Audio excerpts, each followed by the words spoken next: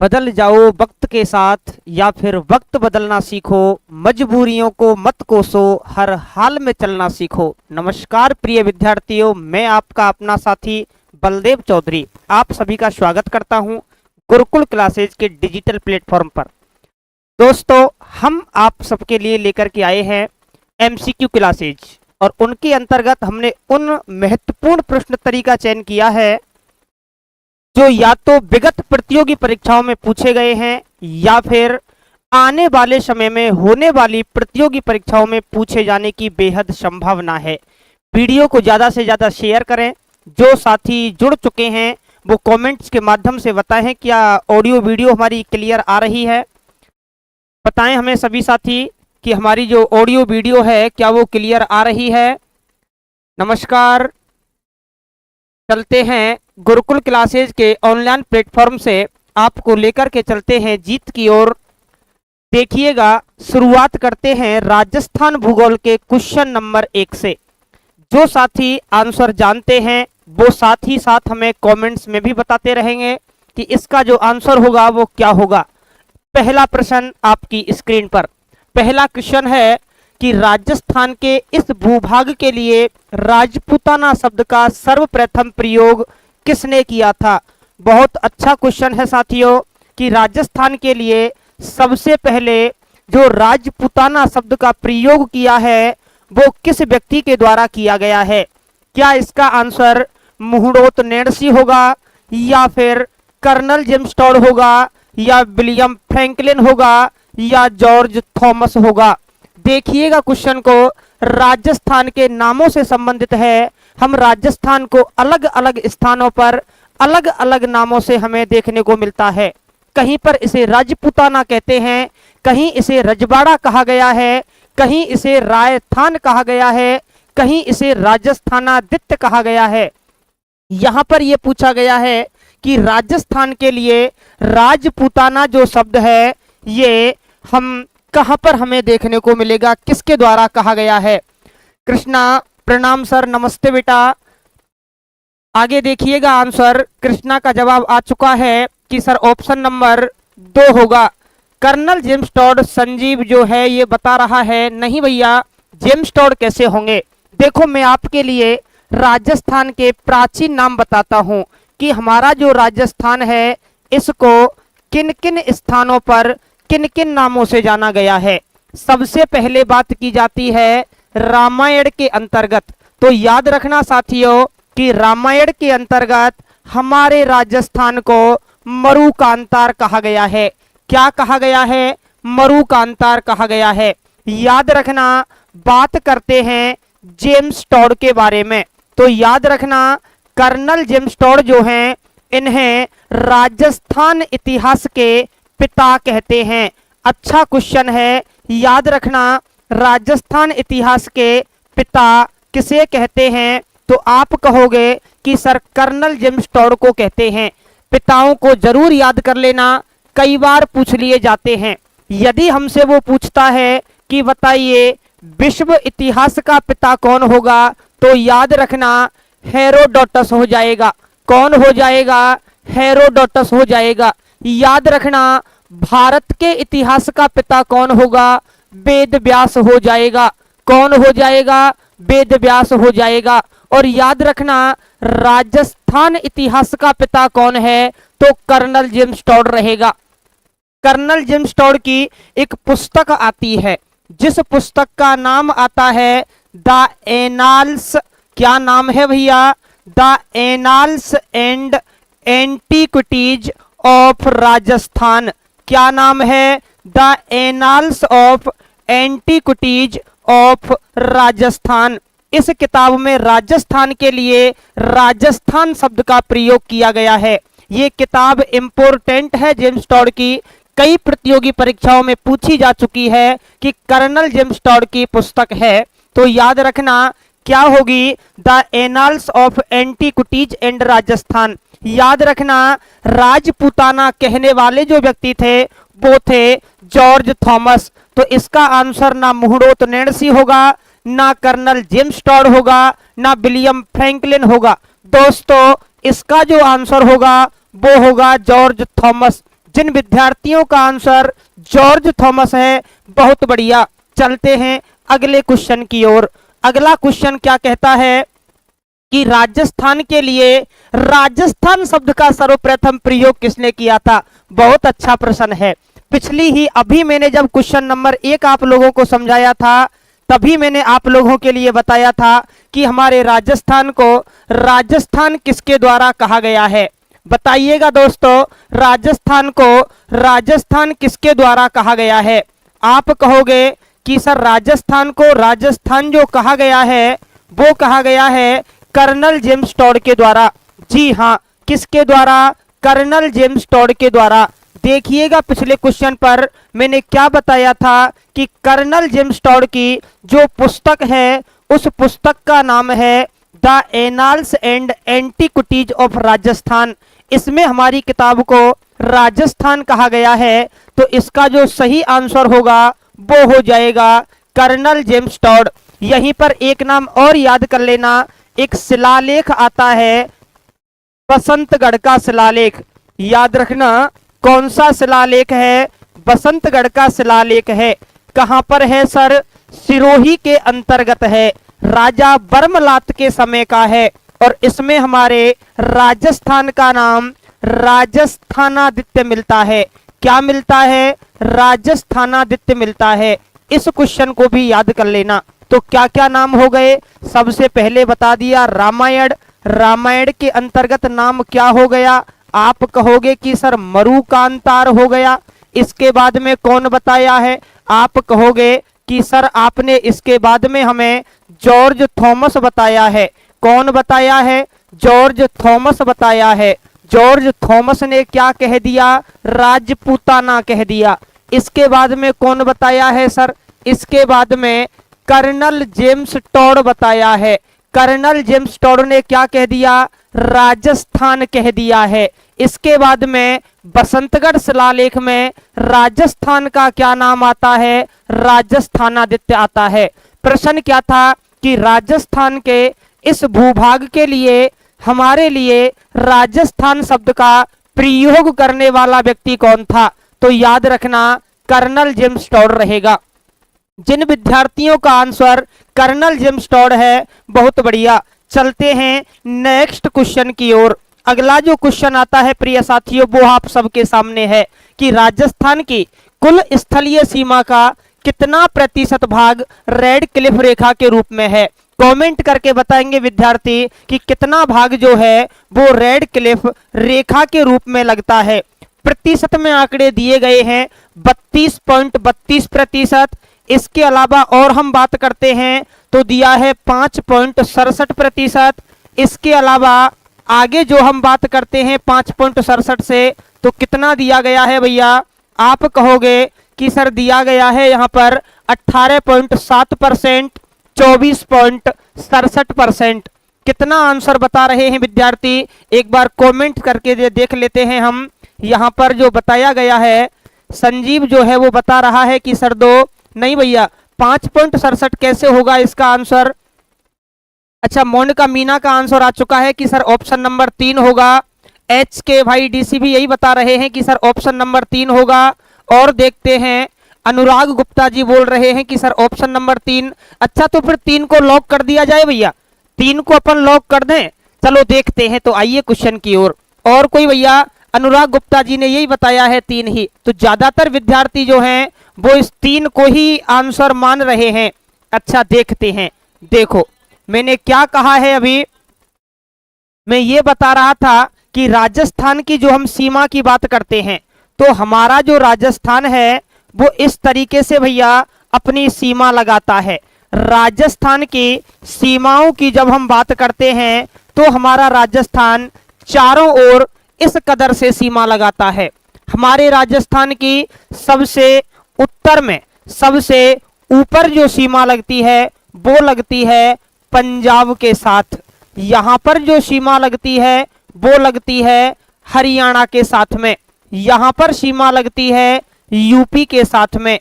यहाँ पर सीमा लगती है एमपी के साथ में। यहाँ पर सीमा किसके साथ में लगेगी? गुजरात के साथ में लगेगी। और यहाँ पर जो सीमा लगती है वो लगेगी पाकिस्तान के साथ में। याद रखना, इस तरीके से हमारा राजस्थान हमारे भारत के 5 राज्यों के साथ में सीमा लगाता है। 1 पर पंजाब, 2 पर रहेगा हरियाणा, 3 पर रहेगा यूपी, 4 पर रहेगा एमपी, 5 पर रहेगा गुजरात और 6 पर क्या रहेगा भैया, पाकिस्तान रहेगा। हमारा जो राजस्थान है ये चारों ओर जो सीमा लगाता है, याद रखना कुल सीमा कितनी लगाता है, तो आप कहोगे कि सर 5920 किलोमीटर लंबी लगाता है।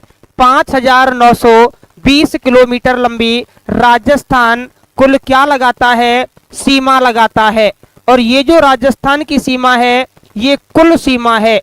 यदि हम बात करते हैं अंतरराष्ट्रीय सीमा की, तो याद रखना अंतरराष्ट्रीय सीमा जो हमारी लगती है भैया पाकिस्तान के साथ में लगती है, और ये लगती है 1070 किलोमीटर।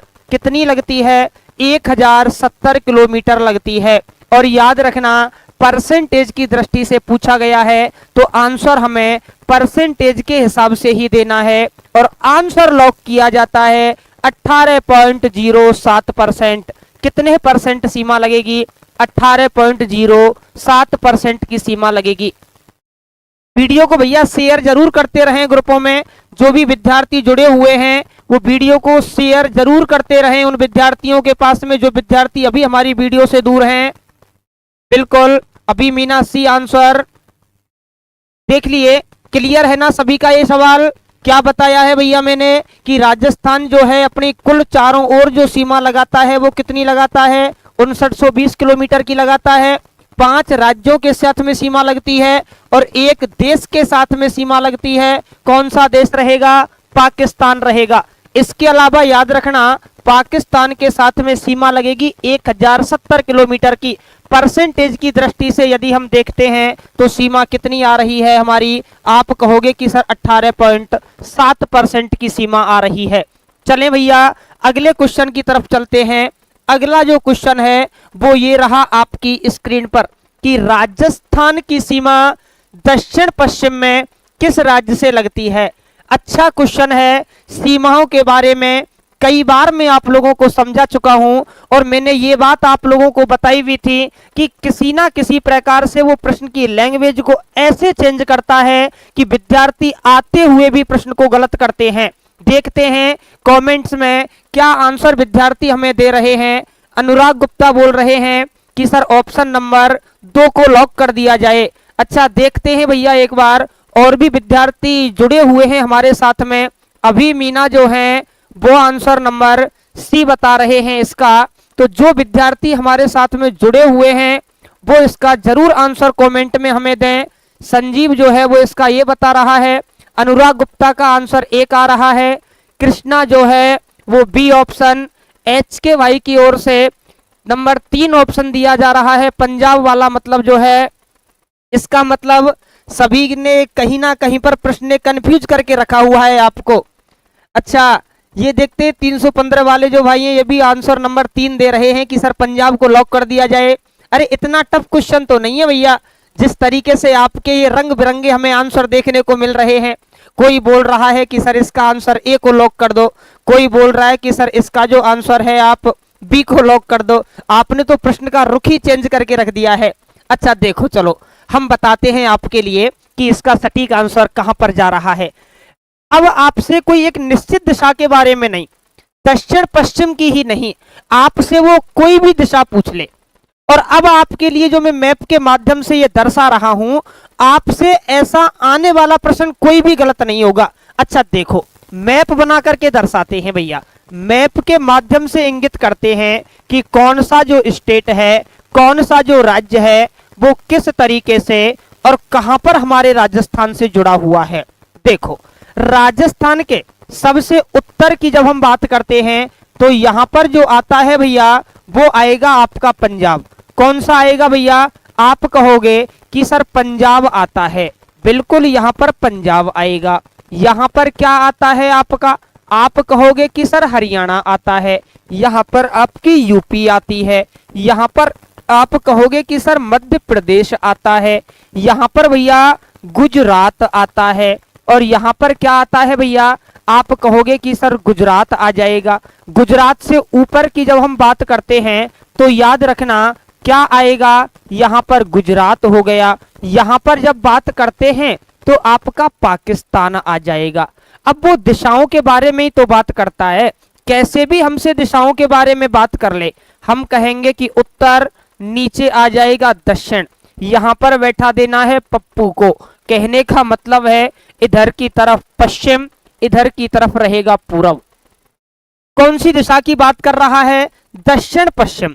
दक्षिण पश्चिम का मतलब है भैया ये वाली दिशा, इसी को तो दक्षिण पश्चिम कहते हैं। अब हम देखते हैं राजस्थान की तरफ। राजस्थान की तरफ हमने देखा, इस तरीके से हमने राजस्थान को लिया, इस वाली दिशा की बात कर रहा है, मतलब भैया इधर की तरफ की बात कर रहा है। दक्षिण पश्चिम इधर ही होगी, इस जगह पर दिशा होती है दक्षिण, इस जगह पर दिशा होती है पश्चिम, तो इस दिशा को हम लोग कहेंगे दक्षिण पश्चिम। और यहां पर जो राज्य है वो कौन सा राज्य होगा, गुजरात हो जाएगा।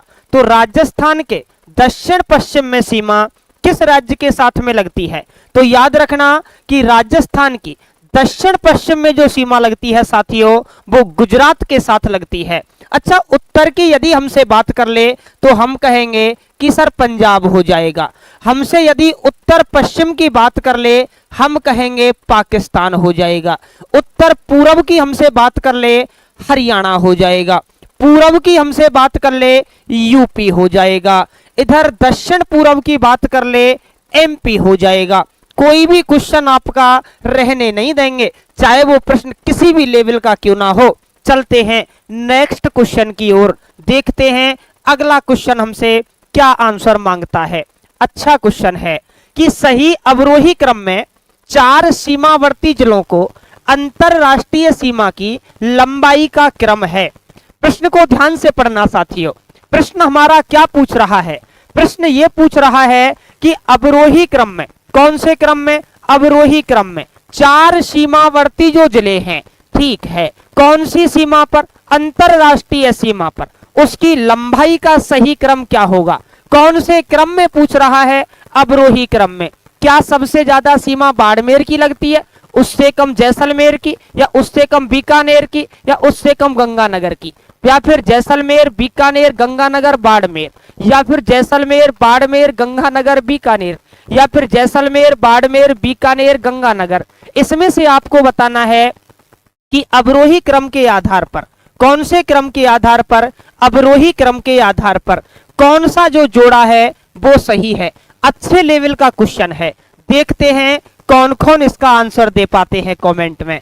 अच्छा क्वेश्चन है, लेवल बड़ा अच्छा है प्रश्न का। लेवल क्या दिया गया है भैया, आप कहोगे कि सर इस तरीके से भी क्वेश्चन आ सकते हैं। मैं तो ये कहूंगा भैया कि प्रश्न ही आजकल प्रतियोगी परीक्षाओं में ऐसे पूछे जाते हैं।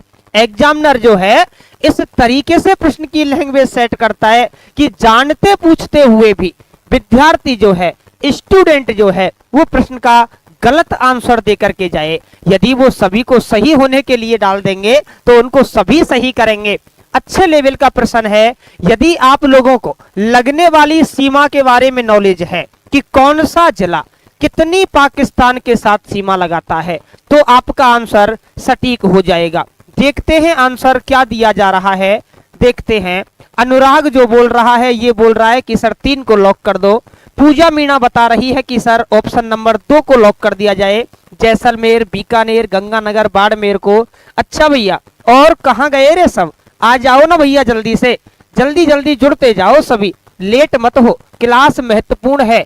आप देखिएगा रीट का पेपर होने वाला है, पेपर को आउट करवा के छोड़ेंगे। यहाँ से एक एक प्रश्न आप लोगों को क्लास में से देखने को मिल जाएगा, क्योंकि हमने टॉपिकों का निचोड़ निकाल करके रख रखा है कि हमें किस टॉपिक से कितने प्रश्न लेने हैं।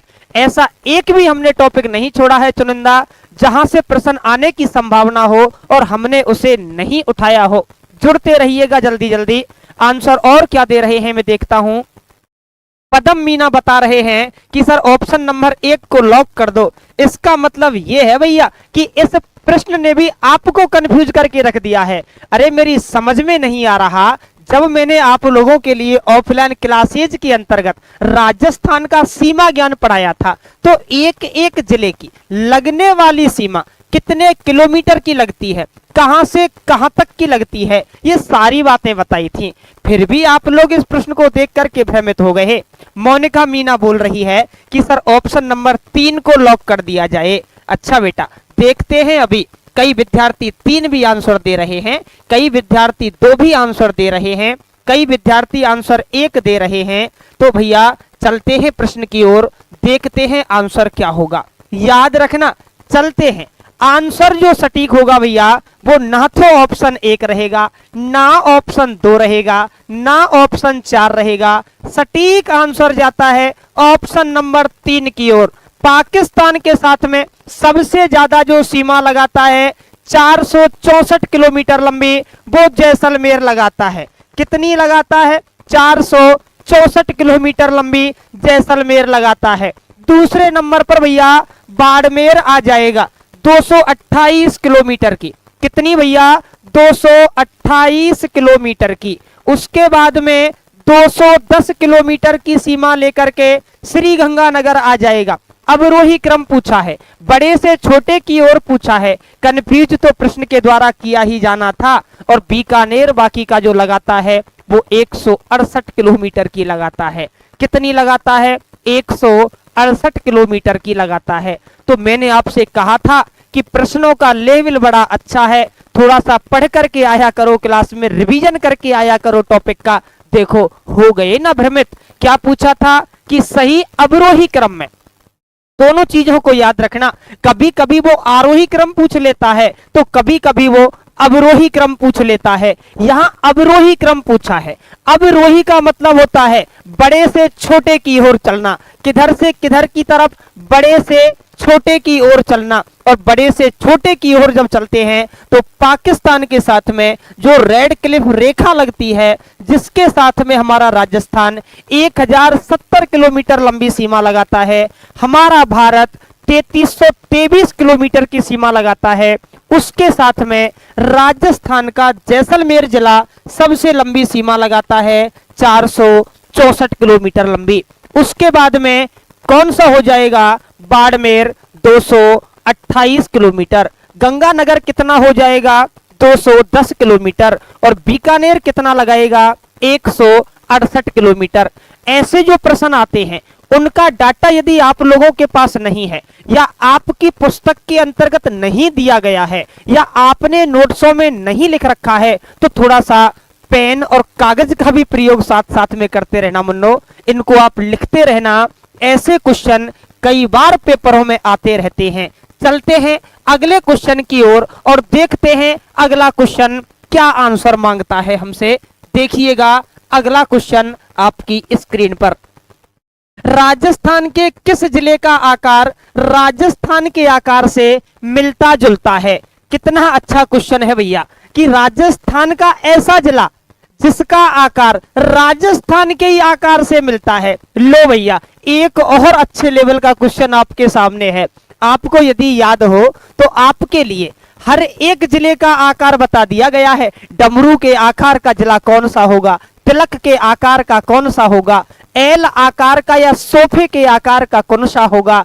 इसके बाद में भैया हमने बात की थी आयताकार कौन सा होगा, लेकिन यहां पर तो कोई आकार पूछा ही नहीं। यहां पर तो प्रश्न क्या उठाया है कि राजस्थान के किस जिले का आकार राजस्थान से मिलता जुलता है। याद रखना, ऐसे क्वेश्चन कई बार पूछे जा चुके हैं और ऐसे ही क्वेश्चन हमें भ्रमित करते हैं। रट्टा मार के चले जाते हैं, गिलहरी के आकार का सरभरतपुर हो जाएगा, डमरू के आकार का गंगानगर हो जाएगा, अंग्रेजी के एल अक्षर के समान या सोफे के समान हनुमानगढ़ हो जाएगा, उसके बाद में तिलक के समान राजसमंद हो जाएगा, आयताकार भीलवाड़ा हो जाएगा। लेकिन यहां पर ना तिलक पूछा, ना आयताकार पूछा, ना त्रिभुज पूछा। यहां पर जो पूछा है वो ये है कि राजस्थान के किस जिले का आकार राजस्थान के आकार से मिलता जुलता है। कौन कौन के क्या क्या आंसर आ चुके हैं। पूजा मीना बोल रही है कि सर ऑप्शन नंबर 4 को लॉक कर दो। संजीव भी यही बता रहा है कि सर ऑप्शन नंबर 4 हो जाएगा। एच के वाई भी 4 बता रहे हैं। अनुराग जो है ये भी 4 ही बता रहा है कि सर क्या 4 को लॉक कर दिया जाए। अच्छा भैया, और कोई आंसर देने वाला? अच्छा, पता नहीं, इस 4 के पीछे सब लोग आ गए। भरतपुर छोड़ा आपने, दौसा छोड़ा, टोंक भी छोड़ा, पहुंच गए अलवर। अलवर में जाकर के आपने देखा कि सर राजस्थान के आकार का यही मैप हो सकता है। अच्छा, मोनिका मीना का आंसर आया है कि सर 2 को कर दो, दौसा को कर दो। बहुत बढ़िया। अच्छा, मोनिका बैरवा है, सर 4 को कर दो। मोनिका मीना फिर बोल रही है कि सर 1 को कर दिया जाए। अच्छा बेटा, देखते हैं अभी और क्या आता है। पदम मीना बता रहे हैं कि सर 2 को कर दिया जाए। पहले भैया प्रश्न को ध्यान से पढ़ लेना कि राजस्थान के किस जिले का आकार राजस्थान के आकार से मिलता है। पदम मीना ऑप्शन नंबर 2 ही बता रहे हैं कि सर क्या दौसा को लॉक कर दें हम। मैं ये कहूंगा कि ना बेटा, ना तो हमें भरतपुर को लॉक करना है, ना हमें दौसा को लॉक करना है, और ना हमें अलवर को लॉक करना है। प्रश्न का सीधा सीधा आंसर जाता है टोंक की ओर। किसकी ओर भैया? टोंक की ओर। देखिएगा राजस्थान के लेटेस्ट मैप को, देखिएगा राजस्थान के वर्तमान नक्शे को। लगभग लगभग टोंक जो जिला है इसकी आकृति किसके समान है? कन्फर्म यानी कि 100% नहीं मिलती, लेकिन लगभग लगभग टोंक की जो आकृति है वो भैया हमारे राजस्थान से मिलती है। किसकी आकृति? आप कहोगे कि सर टोंक की आकृति। तो याद रखना कि टोंक राजस्थान का वो जिला है जिसकी आकृति लगभग लगभग किसके साथ में मिलती है भैया? आप कहोगे कि गुरुजी हमारे राजस्थान के साथ में मिलती है। और भी अलग अलग किताबों में अलग अलग संरचनाओं से इनको दर्शाया गया है, तो भ्रमित मत होना। वो संरचनाएं भी सही हैं, लेकिन प्रश्न की लैंग्वेज को समझते हुए हमें आंसर देना है। ये पूछा है कि किस जिले की आकृति भैया किसके समान होगी? राजस्थान के समान होगी। तो इसका हम सटीक आंसर लेकर के चलेंगे टोंक को। किसको लेकर के चलेंगे भैया? टोंक को लेकर के चलेंगे। देखिएगा अगला क्वेश्चन आपकी स्क्रीन पर। लो भैया, एकदम बहुत बढ़िया लेटेस्ट अपडेट, अभी अभी प्रतियोगी परीक्षाओं में पूछा गया सवाल है ये तो, यदि आप लोगों ने दिया हो तो, कि राजस्थान में संभागीय व्यवस्था किस मुख्यमंत्री के समय पुनः प्रारंभ की गई? ध्यान से पढ़ना, प्रश्न ये नहीं बोल रहा कि राजस्थान के किस सीएम के समय शुरू किया गया था। प्रश्न ये कह रहा है कि संभागीय व्यवस्था को राजस्थान के किस सीएम के द्वारा पुनः प्रारंभ किया गया था। एक बार इसे बीच में बंद कर दिया गया था, तो इसे दोबारा से शुरू करने वाले हमारे सीएम कौन रहे थे? बहुत अच्छा क्वेश्चन है भैया कि राजस्थान की जो संभागीय व्यवस्था है, इस संभागीय व्यवस्था को किसके द्वारा पुनः प्रारंभ किया गया था? किसके द्वारा भैया दोबारा से इसे शुरू किया गया था? देखते हैं कौन विद्यार्थी क्या आंसर देते हैं। पदम मीना का आंसर आ चुका है कि सर ऑप्शन नंबर 4। एच के भाई डीसी बता रहे हैं कि सर 1987। पूजा मीना बोल रही है कि दिख नहीं रहा है सर जी। क्यों भैया, दिखने में कहां दिक्कत आ गई? सारे ऑप्शन सारे क्वेश्चन वही तो हैं जो आप लोगों के लिए लगाए गए थे। और यहाँ तो और अच्छा भैया ये बताना भैया और सभी कमेंट करके कि क्या क्वेश्चनों को दिखने में सभी को दिक्कत आ रही है क्या? एच के भाई डीसी बता रहे हैं कि सर ऑप्शन नंबर 4 को लॉक कर दो। इसके लिए ऑप्शन नंबर 4 को बता रहे हैं भैया। अच्छा, बाकी का और बताइएगा भैया, क्या सच में ही दिखने में दिक्कत आ रही है या फिर कंडीशन वो हो रही है कि सर नाच ना जानू आंगन टेढ़ा? कहीं ऐसा ही तो नहीं हो रहा पूजा? अच्छा, अनुराग जी बोल रहे हैं कि सर ऑप्शन नंबर 4 को लॉक कर दिया जाए। क्वेश्चन को ध्यान से पढ़िएगा। क्या है भैया कि राजस्थान में संभागीय जो व्यवस्था है वो किसके द्वारा पुनः प्रारंभ की गई थी? अच्छा देखिएगा भैया, राजस्थान में संभागीय जो व्यवस्था है, अच्छा पदम मीना जी बोल रहे हैं कि सर दिख रहा है। थैंक यू भैया। और कोई भैया इसका आंसर जो देने वाला हो, अन्यथा फिर मैं चलता हूं आपके क्वेश्चन की ओर। तो देखिए, राजस्थान में जो संभागीय व्यवस्था को जो पुनः प्रारंभ किया गया था वो याद रखना हरदेव जोशी के द्वारा किया गया था। किसके द्वारा किया गया था? हरदेव जोशी के द्वारा किया गया था। याद रखना 26 जनवरी 1987 को। कब भैया? 26 जनवरी 1987 को। बीच में जब हमारी ये संभागीय व्यवस्था बंद हो गई थी तो इसे हरदेव जोशी के द्वारा 26 जनवरी 1987 को पुनः प्रारंभ किया गया था, दोबारा से शुरू किया गया था। चलते हैं नेक्स्ट क्वेश्चन की ओर कि अगला क्वेश्चन हमसे क्या कहता है और करते हैं अगले क्वेश्चन की खोपड़ी में छेद। देखिएगा, राजस्थान में सर्वप्रथम सूर्य अस्त किस जिले में होता है? लो भैया, एक सामान्य सा सवाल आपके सामने, कंफ्यूज मत होना, सोच समझ करके आंसर देना। अच्छे से पहले प्रश्न को पढ़ो, फिर ऑप्शनों को पढ़ो। अब मैं आता हूं आपके कमेंटों की ओर और देखता हूं कि कौन भाई या कौन सी बहन क्या हमें जवाब देती है। अच्छा, संजीव जो हैं ये बोल रहे हैं भैया गुनसार जी कि सर ऑप्शन नंबर बी को लॉक कर दो। अनुराग गुप्ता ऑप्शन नंबर 2, पूजा मीना 2, HKYDC 2, संजीव जी ऑफिशियल जो है गुनसार वाले ये भी ऑप्शन नंबर 2 कि राजस्थान में सबसे पहले जो हमारा सूर्य अस्त होता है वो कहां पर होता है? राजस्थान में सबसे पहले सूर्य अस्त की बात हमसे पूछी गई है। याद रखना, सूर्य उदय भी हमसे पूछ सकता है, सूर्य की सबसे सीधी किरणें भी पूछ सकता है, सूर्य की सबसे टेढ़ी किरणें भी हमसे पूछ सकता है। कंफ्यूज नहीं होना है भैया। अच्छा, पदम जी बोल रहे हैं कि सर 2 को लॉक कर दो, कृष्णा बोल रहे हैं कि सर 2 को लॉक कर दो। चलो, तो जब इतने सारे विद्यार्थी एक साथ हमसे बोल रहे हैं कि सर ऑप्शन नंबर 2 के बारे में एक बार चर्चा कर ली जाए, तो क्यों ना हम ऑप्शन नंबर 2 की तरफ ही सबसे पहले अपने विचार रखें। देखिएगा राजस्थान की ओर। साथियों, ये आपका राजस्थान है, ये क्या है? आपका राजस्थान है। इस राजस्थान की तरफ हम चले, सबसे उत्तर में जब हम गए तो हमने देखा कि सर यहाँ पर कोड़ा गांव है। कौन सा गांव है? कोड़ा गांव है। कोड़ा गांव कहां पर लगता है? श्री गंगानगर में लगता है। कहां पर लगता है? श्री गंगानगर में लगता है। दक्षिण में हम लोग आए, आपने कहा कि सर बोरकुंडा है। कौन सा गांव है? बोरकुंडा। कहां पर लगता है? बांसवाड़ा में लगता है। बहुत बढ़िया। अब पूरब और पश्चिम की चर्चाएं कर लेते हैं। पूरब में हम चले, आपने कहा कि सर शिलाना गांव है। कहां पर लगता है? आपने कहा कि सर धौलपुर में लगता है। मैंने आपसे कहा कि इधर की तरफ आ जाओ, पश्चिम की तरफ। आपने कहा कि सर कटरा गांव है। कहां लगता है? जैसलमेर में लगता है। लो भैया, चारों ओर की कंडीशन हमें पता लग गई। इसके बाद में गुरुजी हम सब जानते हैं कि राजस्थान पृथ्वी पर है और पृथ्वी पर सूर्योदय पूर्व में होता है और सूर्य अस्त कहां पर होता है? पश्चिम में होता है।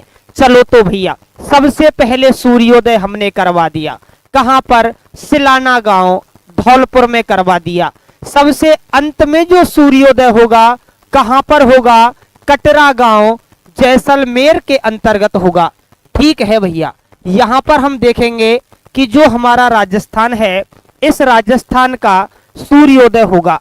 इसके बाद में हम देखते हैं कि सर सबसे पहले सर्वप्रथम सूर्योदय यदि हमसे पूछ ले तो हमारा आंसर होगा धौलपुर, कि सबसे पहले सूर्योदय जो होता है वो धौलपुर में होता है। और हमसे पूछ ले कि सबसे अंत में सूर्योदय, तो याद रखना सबसे अंत में सूर्योदय जो होता है वो आपके जैसलमेर में होता है। यहीं पर याद रखना, जब सूर्य इधर जाकर के अस्त हो रहा है तो सबसे अंतिम समय तक जैसलमेर में दिखाई देगा। मतलब यहां पर सबसे अंत में क्या होगा भैया? सूर्य अस्त होगा। जबकि याद रखना, सबसे पहले सूर्य दिखाई देना जो बंद करेगा वो आपके धौलपुर से करेगा। इस कारण सर्वप्रथम सूर्य अस्त भी कहां होगा? याद रखना धौलपुर में होगा। बहुत बढ़िया। प्रश्न ये पूछा है कि सर सबसे पहले सूर्य अस्त कहां होगा? तो वेरी गुड, धौलपुर के अंतर्गत होगा। कहां होगा? धौलपुर के अंतर्गत होगा। क्या पूछा है? सूर्य अस्त। सबसे पहले सूर्योदय भी पूछ लेता तो भी आंसर धौलपुर ही जाता, और सबसे अंत में सूर्योदय पूछता तो जैसलमेर करते। सबसे अंत में सूर्य अस्त पूछता तो जैसलमेर करते। सटीक आंसर जाता है ऑप्शन नंबर 2 की ओर। Very good. जिन विद्यार्थियों ने ऑप्शन नंबर 2 दिया था उन सबका आंसर सही है। भूपेंद्र भैया ऐसा क्या हो गया, आंखों से अश्क बह रहा है, ऐसा क्या हो गया भैया? अच्छा ठीक है। मोनिका बैरवा ने कहा है कि सर मेरा सही है। वेरी गुड, ऐसे ही सही होने चाहिए। कृष्णा बोल रहा है कि गुरुजी मेरा भी सही है। अच्छी बात है भैया, सही करोगे तब ही सफलता की उम्मीद बनती है। मोनिका बैरवा ने कहा कि सर मेरा भी। Very good. अच्छा, भूपेंद्र कह रहा है कि सर लेट हो गया। कोई दिक्कत नहीं भैया, देर से आए लेकिन दुरुस्त आए। आज तो आप लेट हो लेकिन कल से समय का याद रखना, अन्यथा कल से यदि लेट हुए तो वही मुर्गा बना दिए जाओगे। फिर मत कहना कि सर ऐसा पनिशमेंट क्यों दे रहे हो। अच्छा, संजीव ने कहा है कि सर मेरा भी। वेरी गुड, बहुत बढ़िया। चलते हैं अगले क्वेश्चन की ओर। यदि वीडियो आप सबको पसंद आ रही हो तो थंब का निशान बना करके भेजें और लाइक करें वीडियो को। अच्छा, देखता हूं कौन कौन थंब का निशान बना करके भेजता है। अगले क्वेश्चन को भी पढ़ते रहना है और देखते हैं कि क्या हो रहा है कमेंट बॉक्स में। अच्छा, संजीव ने कहा है कि सर मेरा भी। बहुत बढ़िया भैया। अच्छा, यदि वीडियो जब इतने अच्छे तरीके से आप लोगों को पसंद आ रहा है तो भैया फिर इसे शेयर क्यों नहीं करते? आप लोग शेयर भी करते रहें साथ साथ में, ताकि और विद्यार्थी भी जुड़ते रहें। अगले क्वेश्चन पर आ जाइएगा। अच्छा, कृष्णा, संजीव, बहुत बढ़िया, धन्यवाद आपके लिए। पदम मीना, क्या बात है, जब इतना ही अच्छा मैटर चल रहा है तो इसको भैया शेयर भी करते रहें अपने दोस्तों के साथ में। मोनिका बैरवा का आंसर आ चुका है कि सर ऑप्शन नंबर 3 को लॉक कर दिया जाए। इसके को देखते हैं। अभी अनुराग गुप्ता जो है वो भी ऑप्शन नंबर 3 की ही बोल रहे हैं। देते रहिएगा विद्यार्थी जल्दी जल्दी सटीक जवाब, ताकि अगले क्वेश्चन पर विस्तार से चर्चा करें। संजीव ने भी यही कहा है कि सर ऑप्शन नंबर 3 को लॉक कर दिया जाए। अच्छा देखो, मैं अभी आपके लिए बात करता हूं कि राजस्थान के किस जिले में जून को 21 जून की डेट दी गई है, सूर्य की किरणें सबसे सीधी पड़ती हैं। याद रखना, सूर्य की सबसे सीधी किरणें पूछ ले, चाहे सूर्य की सबसे तिरछी किरणें पूछ ले, आंसर सही ही जाएगा हमारा। क्योंकि बता देना बेटा कि बलदेव सर के चेले हैं, गलत नहीं होने देंगे इसको। क्या पूछा है कि 21 जून को। देखिएगा, राजस्थान के मैप पर कंडीशन बताता हूं। सब जानते हो कि कर्क रेखा जो है वो हमारे राजस्थान के 2 जिलों से होकर के गुजरती है। कितने जिलों से होकर के? 2 जिलों से होकर के। एक जो जिला आता है वो जिला आता है डूंगरपुर, और एक जो जिला आता है वो जिला आता है बांसवाड़ा। तो याद रखना, कर्क रेखा राजस्थान के कितने जिलों से होकर के गुजरती है? तो 2 जिलों से होकर के गुजरती है, डूंगरपुर और बांसवाड़ा। लेकिन थोड़ी सी भूमिका को समझने की आवश्यकता है कि प्रश्न का आंसर गुरुजी हर स्थिति में सही यदि हमें करना है तो रट्टा नहीं मारना है। देखिए, मान के चलो ये आपकी पृथ्वी है। क्या बना दी भैया हमने? पृथ्वी बना दी। हम जानते हैं कि जो रेखा पृथ्वी के प्रॉपर बीच में होकर के जाती है उसे 0 डिग्री अक्षांश या भूमध्य रेखा या विषुवत रेखा कहते हैं। एक रेखा इसके 23.5 डिग्री ऊपर आ गई जिसका नाम होता है साथियों कर्क रेखा। एक रेखा इसके 23.5 डिग्री नीचे आ गई जिसका नाम होता है मकर रेखा। इसके बाद में बात करते हैं, एक रेखा 66.5 डिग्री ऊपर आ गई जिसका नाम होता है आर्कटिक रेखा, और एक रेखा 66.5 डिग्री नीचे आ गई जिसका नाम होता है अंटार्कटिक रेखा। कौन सी रेखा? अंटार्कटिक रेखा।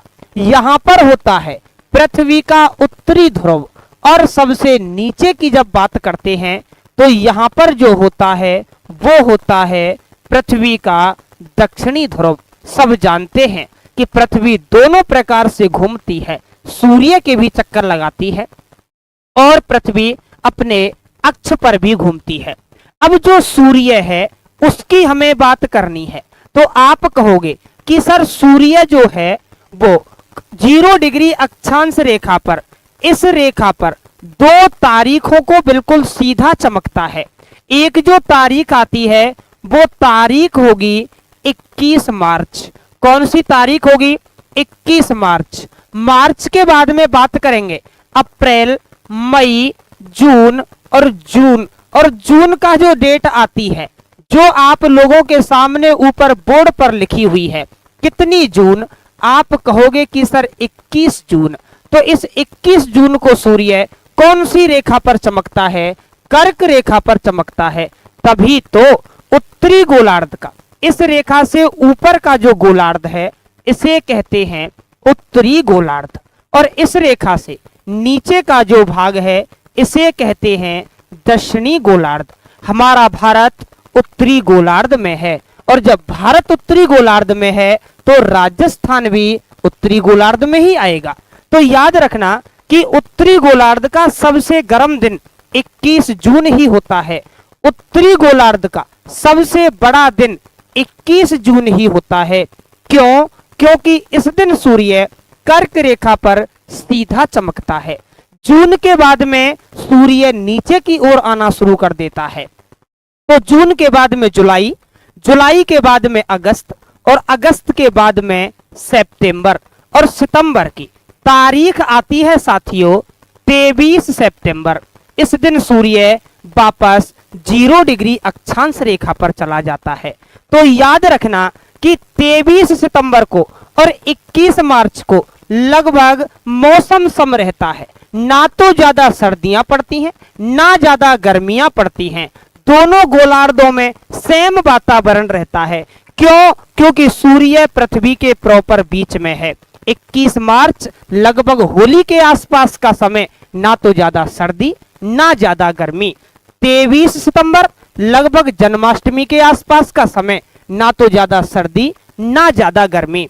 क्यों? सूर्य प्रॉपर बीच में है। गुरुजी गर्मी तो हमने देख ली 21 जून के दिन, सूर्य जब हमारे वाले हिस्से में था तो भयंकर गर्मियां पड़ रही थीं। अब सूर्य साथियों नीचे की ओर जाएगा, और जैसे जैसे सितंबर के बाद में अक्टूबर, अक्टूबर के बाद में नवंबर, नवंबर के बाद में डेट आती है दोस्तों 22 दिसंबर। कितनी आती है? 22 दिसंबर। सूर्य मकर रेखा पर चला जाता है। तो इस समय में हमारे भाग में सर्दियां पड़ती हैं, और उसके बाद में फिर क्रम वही चलता है, और 21 मार्च को वापस सूर्य वहीं आ जाता है। तो कर्क रेखा का प्रश्न है कि राजस्थान के किस जिले में 21 जून को सूर्य की किरणें सीधी पड़ती हैं? तो हमने क्या बताया है कि राजस्थान के 2 जिलों से कर्क रेखा जा रही है। एक जो जिला आता है उसका नाम है डूंगरपुर, और एक जो जिला आता है उसका नाम है बांसवाड़ा। बांसवाड़ा जो है वो नीचे तक अपनी कंडीशन बनाए हुए है। डूंगरपुर तो ऑप्शन में दिया ही नहीं है, पता नहीं कहां उड़ा दिया टाइपिस्ट ने। तो याद रखना सटीक आंसर जाएगा बांसवाड़ा। तो जिन विद्यार्थियों ने आंसर बांसवाड़ा दिया है बहुत बढ़िया, ऐसे ही हमें सवाल जो हैं वो सटीक दिशा में लेकर के जाने हैं। ये सबका क्लियर है, स्क्रीनशॉट ले लीजिएगा। अच्छा मैटर है, 2 या 3 क्वेश्चन यहां से बड़े अच्छे लेवल के बनते हैं। चलो तो फिर चलते हैं नेक्स्ट क्वेश्चन की ओर। अगला क्वेश्चन क्या आंसर पूछता है कि राजस्थान का वह जिला जो गुजरात और एमपी दोनों से सीमा लगाता है। अच्छा प्रश्न है, हम जानते हैं पिछली प्रश्न में मैंने बताया भी था आप लोगों को कि राजस्थान जो है वो भारत के 5 राज्यों से सीमा लगाता है, और एक पड़ोसी देश पाकिस्तान के साथ सीमा लगाता है। राजस्थान की कुल सीमा 5920 किलोमीटर की लगती है, जिसमें से 1070 किलोमीटर की सीमा पाकिस्तान के साथ लगती है। देखते हैं विद्यार्थी क्या जवाब दे रहे हैं। तो भैया अच्छा बांसवाड़ा भूपेंद्र ने बताया, मेरा सही है गुरुजी, बहुत बढ़िया, सही करोगे भैया तभी तो सफलता मिलेगी। अच्छा पूजा मीना का आंसर आ चुका है कि सर ऑप्शन नंबर 2 को लॉक कर दो कि बांसवाड़ा जिला ऐसा है जो गुजरात से भी सीमा लगाता है और एमपी से भी सीमा लगाता है। देख लो भैया चारों ऑप्शनों को, चित्तौड़ भी है, बांसवाड़ा भी है, डूंगरपुर भी है, झालावाड़ भी है। कि कौन सा जिला होगा जो गुजरात के साथ में और एमपी के साथ में, दोनों के साथ में क्या लगाएगा, अपनी सीमा लगाएगा। अच्छा देखो, पहले तो हमें यह पता होना चाहिए कि गुजरात और एमपी जो हैं ये सीमा लगाते कहां पर हैं। आखिरकार गुजरात कहां आता है राजस्थान के, और मध्य प्रदेश कहां पर आता है। देखिएगा राजस्थान के मैप की ओर। मैं राजस्थान का हर प्रश्न में लगभग मैप बना करके आप लोगों को समझा रहा हूं। मैंने आप लोगों के लिए पहले भी बताया था कि राजस्थान की जब बात की जाती है उत्तर की, तो याद रखना सीमा लगती है पंजाब के साथ में, याद रखना यहां पर लगती है हरियाणा के साथ में, याद रखना यहां पर सीमा लगेगी उत्तर प्रदेश के साथ में, यूपी के साथ में, यहां पर सीमा लगती है मध्य प्रदेश के साथ में। सबसे ज्यादा सीमा लगाता है एमपी, 1600 किलोमीटर की लगती है। सबसे कम सीमा लगाता है पंजाब, मात्र 89 किलोमीटर की लगती है। तो इन्हें भी याद रखना कि राजस्थान के साथ में भारत का कौन सा राज्य सबसे कम सीमा लगाता है, पंजाब हो जाएगा। कौन सा राज्य सबसे ज्यादा सीमा लगाता है, एमपी हो जाएगा। उसके बाद में यहां पर सीमा लगाता है गुजरात, और यहां पर तो हम सब जानते ही हैं कौन सा देश है। आप कहोगे कि सर पाकिस्तान बैठा है। तो ये पूछा है कि राजस्थान का ऐसा कौन सा जिला है जो गुजरात के साथ भी सीमा लगाता है और एमपी के साथ भी सीमा लगाता है। तो मेरे हिसाब से तो पिछले मैप में भी मैं आपको बता चुका हूं कि यहां पर जो जिला आता है वो जिला रहेगा बांसवाड़ा। कौन सा रहेगा, बांसवाड़ा। कर दीजिएगा ऑप्शन नंबर 2 को लॉक भैया। क्या रहेगा, बांसवाड़ा, जो एमपी से भी सीमा लगाता है और हम देखते हैं कि भैया गुजरात से भी सीमा लगाता है। चलिएगा अगले क्वेश्चन की ओर। क्या कह रहा है कि राजस्थान के किस जिले का आकार गिलहरी के समान है। अच्छा क्वेश्चन है। अच्छा क्वेश्चन इसलिए कहूंगा, राजस्थान के वर्तमान में 41 जिले हैं और 7 संभाग हैं। हालांकि भूगोलवेत्ताओं ने जब इन जिलों का निर्धारण किया था तो उस समय काफी सारी ऐसी बातें थीं जो सटीकता के साथ निर्धारित की गई थी, लेकिन पता नहीं ज्योग्राफी को तो जाने क्या बना करके रख दिया। 33 से 50 किए गए, 50 से फिर वापस 41 किए गए, और अभी पता नहीं क्या क्या होने वाला है। लेकिन आप तो इसके आंसर पर ध्यान देना कि राजस्थान के किस जिले का आकार गिलहरी के आकार का है। विद्यार्थियों, मैं आप सबके लिए 50 के 50 जिलों को याद रखने का तरीका बता चुका हूं कि हमें कौन से जिले का आकार कैसे याद रखना है। डमरू के आकार का जिला कौन सा है, अंग्रेजी के एल अक्षर का आकार जो आता है उसका जिला कौन सा है, सोफे के समान कौन सा है, तिलक के समान कौन सा है, आयताकार कौन सा है, त्रिभुजाकार कौन सा है, मेढक के समान कौन सा है, घोड़े के नाल के जैसा कौन सा है, गिलहरी के जैसा कौन सा है। क्या बता रहे हैं भैया, ऑप्शन नंबर डी। अच्छा 1 मिनट। अच्छा कृष्णा लिख रही है कि सर आपका भरतपुर। क्या बात है, अभी देखते हैं आंसर भरतपुर जाएगा दौड़ लगाता हुआ या अलवर पहुंचता है। और भैया क्या क्या आंसर दे रहे हैं विद्यार्थी। अच्छा ऑप्शन नंबर डी की तरफ ज्यादा भाग रहे हैं। इसका मतलब मुझे लगता है कि शायद भरतपुर के बारे में आपने कुछ ज्यादा ही पढ़ लिया है भैया। वैसे आप लोगों की जानकारी के लिए बता दूं कि भरतपुर से एक जिला अलग कर दिया गया है, डीग। याद रखना इस चीज को भी। कौन सा जिला अलग कर दिया गया है, डीग है। अच्छा देखिए, तो हम बात कर रहे थे कि सर राजस्थान के किस जिले का आकार जो है वो गिलहरी के समान है। सही है, राजस्थान का जो भरतपुर है, आप मैप में जाकर के देखिएगा, ऐसा लगता है जैसे पूंछ को टेढ़ी करके गिलहरी बैठी हुई हो। तो इस कारण कहते हैं कि भरतपुर जिले का जो आकार है वो गिलहरी के समान है। और भी बातें याद रखना, फिर एक बार मैं 4-5 जिलों के बारे में बता रहा हूं। आकृतियां दिमाग में याद रख लीजिएगा भैया कि डमरू के आकार का जिला श्री गंगानगर है। कौन सा है भैया, श्री गंगानगर। अंग्रेजी के एल अक्षर का या फिर सोफे के समान हनुमान जी बैठे हुए हैं हनुमानगढ़ में। यहां से आगे याद रखना, तिलक को लगा करके राजसमंद बैठा हुआ है। आयताकार अलवर और भीलवाड़ा हो जाएंगे। त्रिभुज के आकार का अजमेर हो जाएगा, जिसे राजस्थान का हृदय कहते हैं। राजस्थान में अंडों की टोकरी कहते हैं, मुसलमानों का मक्का मदीना कहते हैं, हिंदुओं में तीर्थों का राजा कहते हैं। तो याद रखना कि गिलहरी के समान जो रहेगा वो आपका भरतपुर रहेगा। अगला क्वेश्चन देखिएगा हमसे क्या पूछ रहा है। लो भैया, सेम रिवीजन हो गया कि राजस्थान के किस जिले का आकार लगभग आयताकार है। लो, अभी बताया था पिछले प्रश्न में आयताकार कौन सा होगा, निकालो। अलवर होगा कि राजसमंद होगा कि जयपुर होगा कि नागौर होगा। आयताकार पूछा गया है, आयताकार संरचना अभी बताई थी। क्यों समय खराब करें कि सर अलवर और भीलवाड़ा हो जाएंगे। कौन कौन से हो जाएंगे? अलवर और भीलवाड़ा हो जाएंगे। अगला क्वेश्चन पर चलते हैं बिना समय खराब किए। अगला क्वेश्चन आता है, राजस्थान की कुल स्थलीय सीमा कितनी है? विद्यार्थियों, सभी क्वेश्चन एक ही टॉपिक से लिए गए हैं। टॉपिक है राजस्थान का सामान्य परिचय। टेस्ट सीरीज कंटिन्यू लगातार जारी रहेगी। एक एक क्वेश्चन आपके पेपरों में मिल जाएगा। मैटर छोड़ा ही नहीं, कुछ छोड़ेंगे तभी तो रिस्क रहती है कि पता नहीं फंसेगा या नहीं फंसेगा। एक एक टॉपिक से जब हमने 100 प्रश्न 150 प्रश्न निकाल लिए तो प्रश्न की औकात कहां रही, प्रश्न छूटेगा कैसे। तो देखिएगा राजस्थान की कुल स्थलीय सीमा कितनी है। अच्छा भैया, कृष्णा बता रही है कि सर कृष्ण है, सॉरी, ये बता रहा है कि सर इसका आंसर एक को लॉक कर दो। 4850 कैसे होगा भैया? 4850 तो नहीं होगा। और देखो थोड़ा सा, क्या 5920 हो सकता है? क्या 6720 हो सकता है? या 6920 हो सकता है? अच्छा, पूजा मीना का आंसर आ चुका है कि सर ऑप्शन नंबर बी को लॉक कर दो भैया। बी का मतलब है 5920 किलोमीटर। अच्छा, भूपेंद्र ने तो पूरा ही टाइप कर दिया है कि सर 5920।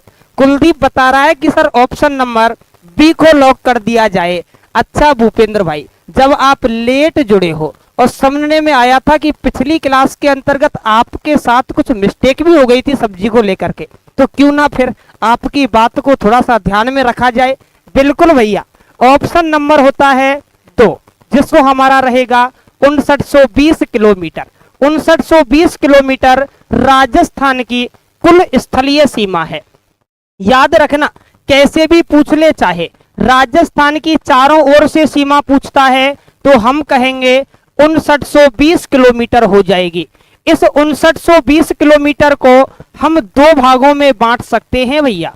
एक जो होती है वो तो होती है अंतरराष्ट्रीय सीमा, और याद रखना एक जो होती है वो होती है अंतरराज्यीय सीमा। अंतरराष्ट्रीय सीमा का मतलब है भैया कि हमारे देश की सीमा किसी दूसरे देश के साथ लगती है, और अंतरराज्यीय सीमा का मतलब है कि जब हमारे राज्य की सीमा हमारे ही देश के अन्य राज्यों के साथ में लगती है। तो देश तो हमारे राजस्थान से एक ही लगता है, और वो देश कौन सा है? पाकिस्तान है। 1070 किलोमीटर की रहेगी। कितनी रहेगी?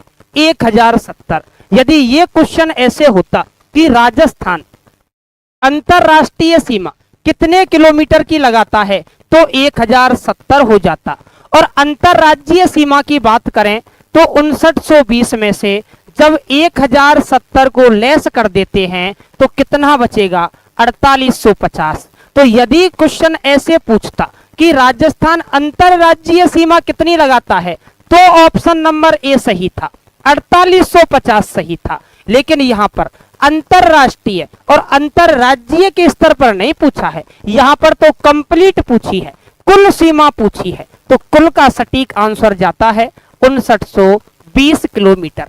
चलिएगा अगले क्वेश्चन की ओर देखते हैं कौन सा विद्यार्थी क्या इसका आंसर देता है कि 7वें संभाग भरतपुर में निम्न में से कौन सा जिला शामिल नहीं है। आप सबको पता है कि कुछ दिन पहले तक ये बात थी कि राजस्थान में 10 संभाग हैं, लेकिन अभी याद रखना राजस्थान के अंदर वापस 7 ही संभाग कर दिए गए हैं। और सबसे अंत में बनने वाला जो संभाग था, संभागीय व्यवस्था पहले पढ़ा चुका हूं, प्रश्न आ चुका है। सबसे अंत में बनने वाला जो संभाग था वो था आपका भरतपुर। तो बताइए भरतपुर संभाग में कौन सा जिला नहीं लगता है?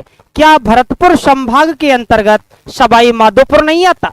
क्या भरतपुर संभाग में करौली नहीं आता, या फिर धौलपुर नहीं आता, या फिर अलवर नहीं आता? देखते हैं क्या बता रहे हैं। भारतीय राज्य व्यवस्था के नाम से कोई भाई जुड़े हैं, वो बता रहे हैं कि सर अलवर नहीं आएगा। कृष्ण बता रहा है कि सर ऑप्शन नंबर 3। किरण मीना जुड़ चुकी है कि सर ऑप्शन नंबर 3 को लॉक कर दो। अनुराग गुप्ता बता रहे हैं कि सर ऑप्शन नंबर 3। अभिषेक भी यही बता रहा है कि सर ऑप्शन नंबर 3 ही हो जाएगा। अच्छा ठीक है, चलो मैंने आपकी बात को मान लिया और मैंने आपसे कहा कि ठीक है अलवर को मान लेता हूं, लेकिन कमेंट करके ये भी मुझे बताओ कि अलवर आखिरकार फिर किस संभाग में लगता है? अलवर कौन से संभाग में आएगा भैया? ये भी तो मुझे जानकारी प्राप्त करनी है आप लोगों से। चलो ठीक है, मैंने कहा कि 7वें संभाग में भरतपुर शामिल, भरतपुर में अलवर नहीं आएगा। तो अलवर जो है ये किस संभाग के अंतर्गत लगेगा? अलवर जो है भैया ये कौन से संभाग में लगेगा? बहुत बढ़िया, चलो याद रखना बिल्कुल जयपुर के अंतर्गत। कौन से संभाग में लगता है? जयपुर में लगता है। याद रखना भरतपुर संभाग में सवाई माधोपुर है, भरतपुर संभाग में करौली है, धौलपुर है। भरतपुर के साथ साथ अब तो डीग भी जुड़ जाएगा। और याद रखना क्या नहीं है तो आप कहोगे कि सर अलवर को लॉक कर दो। अलवर भरतपुर में नहीं आएगा। अलवर जो है ये कौन से संभाग में लगेगा? ये जयपुर संभाग में लगता है। चलिएगा नेक्स्ट क्वेश्चन की ओर। अगला क्वेश्चन हमसे क्या पूछता है? अगला क्वेश्चन आ गया कि राजस्थान के पड़ोसी राज्यों का उत्तर से दक्षिण का सही क्रम है। अच्छी लैंग्वेज सेट की है, चारों ऑप्शन भी अच्छे स्तर के हैं। देखिएगा कि उत्तर से दक्षिण की ओर आना है और उत्तर से दक्षिण की ओर आने पर सबसे पहले कौन सा राज्य आएगा, दूसरे नंबर पर कौन सा आएगा, तीसरे पर कौन सा आएगा और चौथे पर कौन सा आएगा? बिल्कुल इसका जवाब मैं दे चुका हूं अनुराग गुप्ता जी कि बिल्कुल जयपुर संभाग में जुड़ेगा। कुलदीप बिल्कुल, अभिषेक भारतीय राज्य व्यवस्था बिल्कुल जयपुर संभाग में जुड़ेगा भैया, सही बात है। अलवर भरतपुर में नहीं है। इसका आंसर दीजिए जो क्वेश्चन आपके सामने स्क्रीन पर है कि राजस्थान के पड़ोसी राज्यों का उत्तर से दक्षिण में एक सही क्रम क्या रहेगा, एक सटीक क्रम जो है वो क्या रहेगा, सबसे पहले क्या जोड़ें? अच्छा कुछ विद्यार्थी इसका आंसर ऑप्शन नंबर 2 बता रहे हैं, कुछ इसका आंसर 4 भी बता रहे हैं। अभी देखते हैं, मिस्टेक मत कीजिए भैया। कुलदीप कुमार आपका आंसर 2 आ रहा है, ठीक है। अभिषेक है, भूपेंद्र है, कृष्ण है। ए भैया इसका आंसर बता रहे हैं कि सर ऑप्शन नंबर 4 को लॉक कर दो। अच्छा पूजा मीणा भी ऑप्शन नंबर 2 बता रही है। भूपेंद्र जो है वो जिद लगा करके बैठा हुआ है कि नहीं सर 4 ही होगा। अच्छा देखो तो फिर अब हम चलते हैं, कौन सा होगा, कैसे इसको लॉक करें? अरे मेरे प्यारे विद्यार्थियों, कई बार मैं आप लोगों के लिए बता चुका हूं दोस्तों कि कौन सा राज्य कहां पर आएगा, फिर भी आप लोग कंफ्यूज हो। सबसे पहले ले दो कौन सा, पंजाब। पंजाब को नंबर 1 पर रख दो। नंबर 2 पर चलो हरियाणा। कहां पहुंच गए? हरियाणा। और आगे चलो नंबर 3 ले लो उत्तर प्रदेश, यूपी में घूम लो। यूपी के बाद में चलो मध्य प्रदेश, अब एमपी में घूम लो। नंबर 5 पर चलो गुजरात हो जाएगा। क्या हो जाएगा? गुजरात। ऊपर मत जाना, दुश्मन देश बैठा है। कौन सा? पाकिस्तान। पता नहीं कब क्या कर दे। तो देखिएगा 1 पर पंजाब, 2 पर हरियाणा, 3 पर यूपी, 4 पर एमपी, 5 पर गुजरात। कौन सा ऑप्शन सटीक जा रहा है भैया? Option number 4। Very good. Punjab, Haryana, UP, MP, Gujarat. जिन विद्यार्थियों का आंसर ऑप्शन नंबर 4 दिया था उनके लिए बहुत बढ़िया, धन्यवाद। ऐसे ही सटीक आंसर करने हैं। अभिषेक मेरी समझ में नहीं आ रहा आखिरकार ये लोगो है किसका मेरे भैया? क्या बना करके भेज रहे हो यार? अच्छा पूजा मीणा सॉरी सर, सॉरी की क्या बात है भैया, कोई नहीं, सीखने के लिए ही तो आते हैं। जब गलत नहीं करेंगे तो सही कैसे सीखेंगे? अच्छा ठीक है, हो गया ना राइट सर, बिल्कुल यार, जब आप इतनी शिद्दत के साथ में हमारे साथ बैठ करके पढ़ रहे हो तो सही क्यों नहीं होगा। अच्छा, अभिषेक भी बोल रहा है कि मेरा भी सही है गुरुजी। बिल्कुल बिल्कुल, बहुत बढ़िया, ऐसे ही पढ़ाई करते रहो भैया। अच्छा ठीक है सर, ठीक है, आपका भी सही है, ठीक है भैया। मांझी सर जीके के गुरुजी हैं, लेकिन सॉरी हिंदी के, लेकिन जीके में भी बड़ी खतरनाक पकड़ रखते हैं। अच्छा, अगला क्वेश्चन देखते हैं कि राजस्थान का 27वां जिला जो धौलपुर बना है वो कब बना था।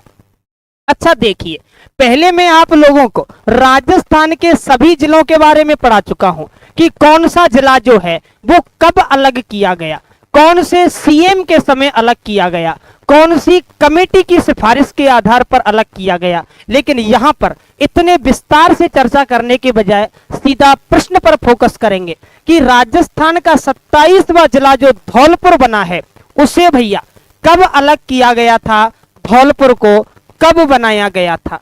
अभिषेक कह रहा है कि सर ऑप्शन नंबर 2 को लॉक कर दो। अच्छा ठीक है, कुलदीप मेरा गलत हो गया सर। अरे यार गलत मत करो भैया, प्रश्न की लैंग्वेज को अच्छे से देखो। अनुराग गुप्ता भी यही कह रहा है कि सर 2 को लॉक कर दो। संजीव बता रहा है कि सर ऑप्शन नंबर ए। अच्छा, किरण मीना बता रही है कि सर ऑप्शन नंबर 2, 15 अप्रैल 1982। अच्छा एक मिनट, भूपेंद्र कह रहा है 10 अप्रैल 1991। पूजा मीना बता रही है कि सर 2। कुलदीप कुमार भी ऑप्शन नंबर 2। अभिषेक 2 बता रहा है। भूपेंद्र बाहर बाहर टाइप कर रहे हैं भैया कि 10 अप्रैल 1991, मतलब ऑप्शन नंबर 1। कुलदीप पीछे से जिद लगा के बैठा हुआ है कि नहीं सर ऑप्शन नंबर 2 ही होगा। अच्छा भैया कुलदीप, आपकी बात सर्वमान्य है, बिल्कुल 15 अप्रैल 1982 ऑप्शन नंबर 2 जाता है सटीकता की ओर। 15 अप्रैल 1982 को धौलपुर को भरतपुर से अलग किया गया था। याद रखना, धौलपुर को कहां से अलग किया गया है, भरतपुर से अलग किया गया है। कब किया गया था, 15 अप्रैल 1982 को अलग किया गया था। तो दोस्तों कमेंट में बताएं कैसी चल रही है आपकी क्लास। अच्छा भैया, ज्यादा से ज्यादा इसे शेयर भी करते रहें। अच्छा ठीक भैया, तो यहां तक की जो हमारी क्लास है वो आज की क्लास रहेगी। प्रश्न नंबर 17 से स्टार्ट करेंगे क्लास को कल। पढ़ते रहिएगा, ज्यादा से ज्यादा जुड़ते रहिएगा। ऑनलाइन में जो हम दे रहे हैं आप लोगों के लिए वो प्रश्न दिए जा रहे हैं जो या तो प्रतियोगी परीक्षाओं में आए हैं या आने की पूरी संभावना है। शाम 5 बजे से हमारी टीम की सभी क्लासें नियमित रूप से शुरू हो जाती हैं।